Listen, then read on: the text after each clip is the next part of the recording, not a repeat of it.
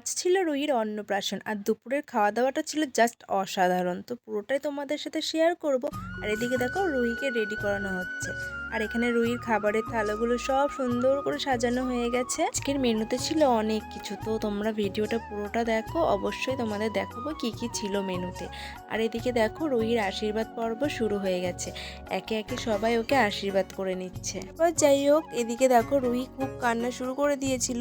ওর যেহেতু ফুলের সাজগুলো গরমের মধ্যে একটু অস্বস্তি বোধ হচ্ছিল, তাই কোনো রকম ওর মুখে অন্নটা ছুঁয়ে অন্নপ্রাশনটা কমপ্লিট করা হলো। তারপরে যাই হোক, আমিও দেরি না করে বসে পড়লাম খেতে। আর আজকের মেনুতে ছিল প্রথমে আলুর চিপস, ভাত, ডাল, আর ছিল মাছের মাথা দিয়ে পুঁই শাকের ঘ্যাট।